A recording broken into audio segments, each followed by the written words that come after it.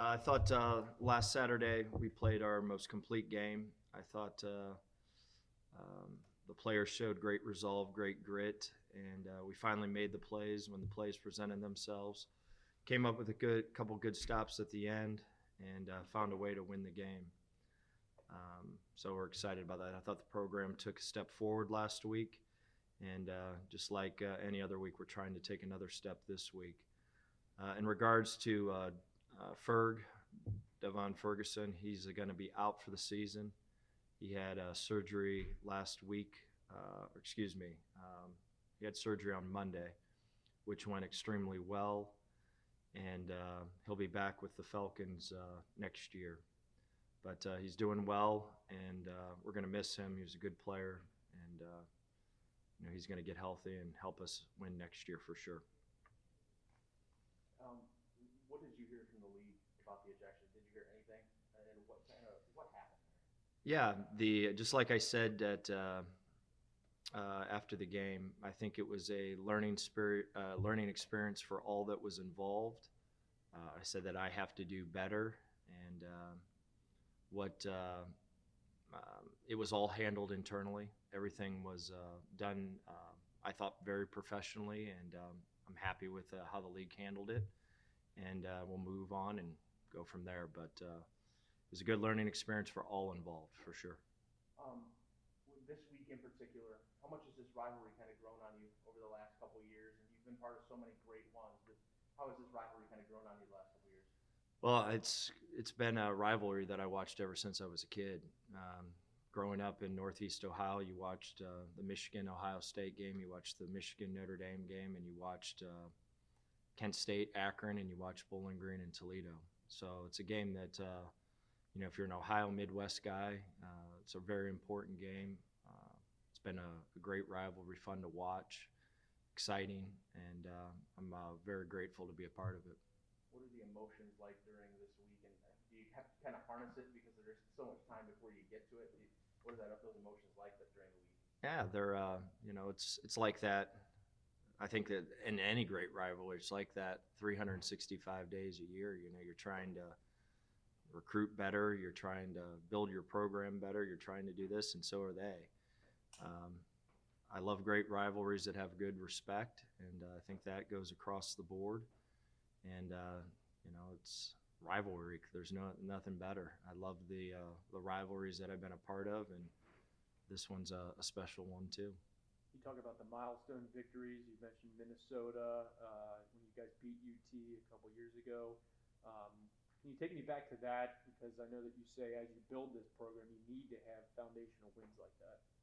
Yeah, that was a great win our first year here, but you're always measured on the previous game. And we went up to Toledo and did not play well, and they played very well. And so you got to have a chip on your shoulder from that loss, and we're going to come out and we're going to work really hard this week, try to move the program and compete against our rival.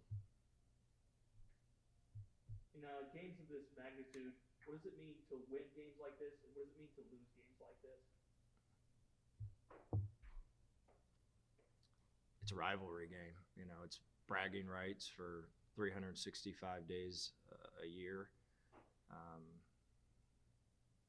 Most of the time, there's such great respect with the game, and those great rivalries, you win some, you lose some, and obviously you're training year-round to try to win them, for sure. So it's a rivalry game.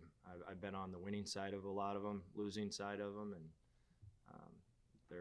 they hurt a little bit more, and they're a little bit sweeter when you win. That's probably the only difference. Your offensive line has really stepped up over the last couple of weeks here.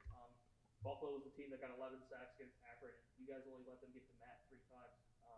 What is there to be said about that offensive line and how they've been able to step up over the last few weeks? I think they're developing, they're growing.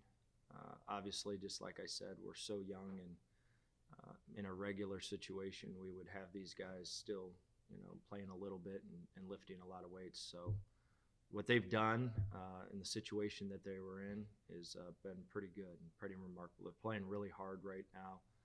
It's not always pretty, but it's not going to be pretty whenever you have, as much youth as we have. But I'm really thankful for them, and they've really done a good job improving. And this week is no different than Buffalo. We're going to have multiple ways to get rid of the football.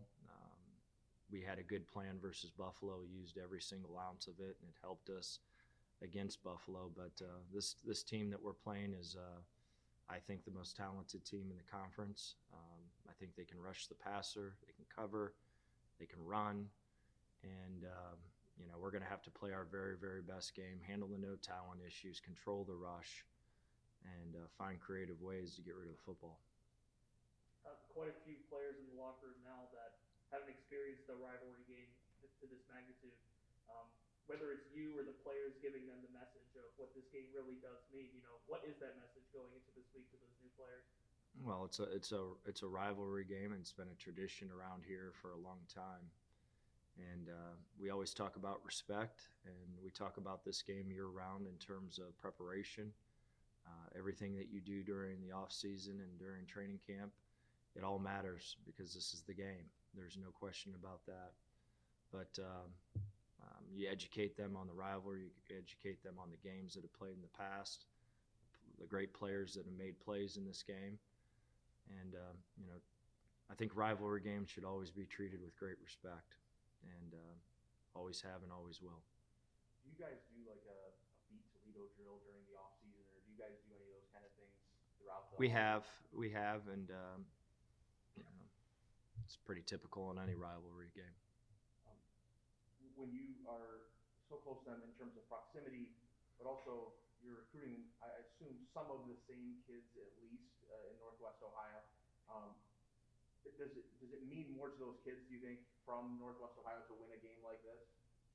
Well, I think the whole intent of our recruiting philosophy is 75% of the roster. It's the Clausen model. 75% of the roster has to come from the 4-hour radius. The other 25% can come from anywhere, and the arm can come from anywhere. I think whenever you have a team that is built on the 4-hour radius, this game means more. If I lived in Texas, I don't know if I would know the history between the Bowling Green-Toledo game. I just don't think I would. I'd have to be educated if I walked in the door. But, when I lived 2.5 hours from here, 3 hours from here, so I understand the importance of the game, and I think our players do too. The majority of all our coaches are from this area, so we understand the rivalry. So I think it's a great local rivalry, area rivalry, I should say. And I do think that the people that are within the 4-hour radius, it's pretty important. A year ago in this game, Matt obviously didn't play his best football. How much has he progressed from that day to now? Yeah, we technically, what he did, he should have had surgery before the season. He did that injury in training camp, and he gutted it out. He didn't play well.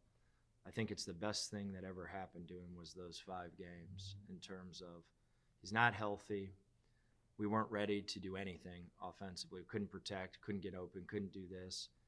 And, he learned that, Peyton Manning, Tom Brady, Eli, all these great ones, when they go outside the box, 9 times out of 10, they get beat and they lose the rep. And so there's no difference in Matt McDonald going outside the box. I think he understood that whenever you go outside the box, bad things are going to happen. We're still fighting it. He's 10 million times better with it. But there's about 3 or 4 plays that in the off season that we hope to eliminate for the next year that we don't have any of those. When I've been around those great senior quarterbacks, they can go forever without throwing an interception, and they can go forever without going outside the box. And that's the goal. Obviously, Toledo's had some struggles of their own recently. What do you see from them on tape?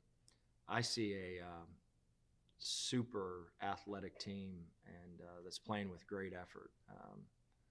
They might not have had the ball bounce the right way for them a few times, but they're playing really hard.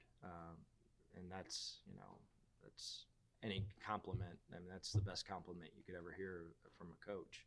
think they're playing really hard. I think they're athletic as heck. They had a couple things that didn't go their way a few times, but I think this is one of the better teams, if not the best team in the league. Talking about building the culture here, and you've referenced throughout your progress here about we don't have everybody buying in yet. Where does that stand with the players and the buy-in? We're 3,000 times better in that area. We've got, there's always a few. There's always a few locker room lawyers and all that other stuff, but we have very minimum problems right now on our football team in terms of attitude, effort, care, love for each other. It's night. That's the one thing that we are completely night and day, and that's why we're giving ourselves a chance. We've went from not being able to compete, not being in a football game. Guys didn't even know their names, each other's names, to they care about Bowling Green. They want to win for each other. They're trying. Were we perfect yet? No. Do we have work still to do to get to the championship level and have great consistency? We do. We have a ways to go there. But we put ourselves in position through change of culture and through how to practice to give ourselves a chance to compete. Now we got to push it over the top. And I think this stage of a program is the hardest. It's easy to go from the very bottom to good, but going from good and pushing it over top to great is really challenging. And we have some holes we got to fill through recruiting. But in terms of our attitude, in terms of guys liking each other and doing things the right way, we're night and day.